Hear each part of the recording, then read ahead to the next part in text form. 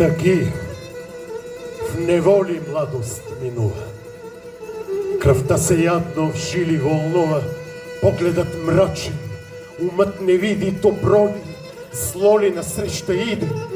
На душа лежат спомени тежки, злобна ги памет често повтаря. В гърдин ни любов, ни капка вяра, нито надежда от сън мъртвешки, да можеш свестен човек събуди. Свестните у нас читат за луди. Глупецът вредом всеки почита. Богат е, казва, пък го не пита колко е души изгорил живи. Сироти колко той е ограбил и пред олтаря Бога измамил с молитви, с клетви, с думи лъжливи. И на обществен той е мъчител, и поп, и черква с вяра слугуват. Не му се кланят дивак учител и с вестникарин заедно мъдруват, че страх от Бога било начало на всяка мъдрост. Той е казало стадо от вълци в овчи кожи, камък основен, за да положи на лъжи свети, а ум човешки да ское навек в окови тежки. Соломон, той е тиранин развратен, отдавна в раят не иде запратен. Със своите притчи между светците казал е глупост между глупците и нея светът до днес повтаря. Бой се от Бога, почитай царя. Свещена глупост. Векове цели разум и съвест с нея се борят. Борци са в мъки, в неволи мрели, но кажи, що са могли да сторят? Светът привикнал хомот да влачи, тиранство и зло и до днес тачи. Тежка желязна ръка целува, лъжливи уща слуша с вяра. Мълчи, моли се, кога те бият, кожата да ти отдере свярат и кръвта да ти змии изпият. На Бога само ти се надявай. Боже, помилуй, грешен съм ази. Думай, моли се и твърдо вярвай, Бог не наказва когото мрази.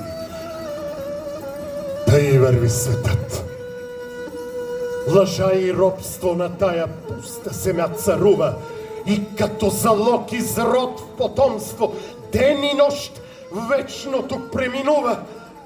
И в това царство кърваво, грешно, царство на подлост, разврат и сълзи, царство на скърби, зло безконечно, кипи борбата и стъпки бързи върви към своя свещен конец. Ще викнем ние хляб или свинец.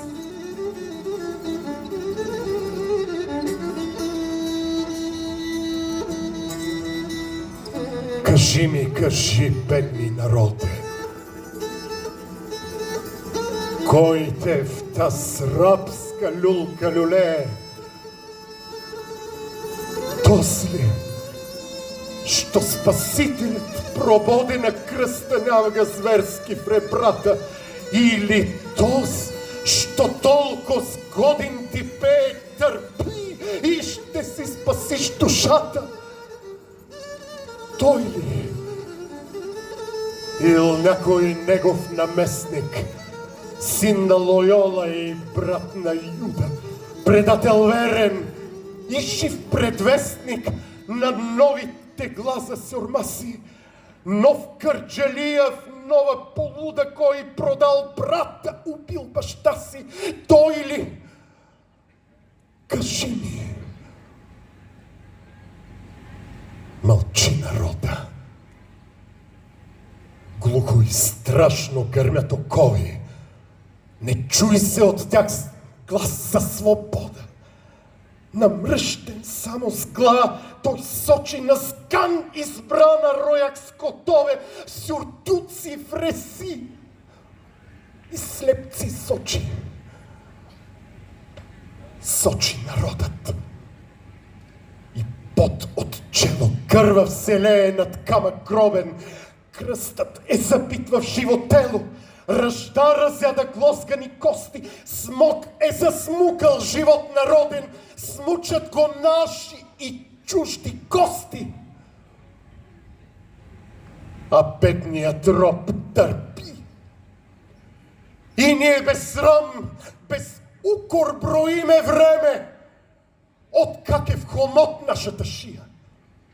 Откак окови влачи народа, броим и с вяра в той скотско племе чакаме и ни ред за свобода.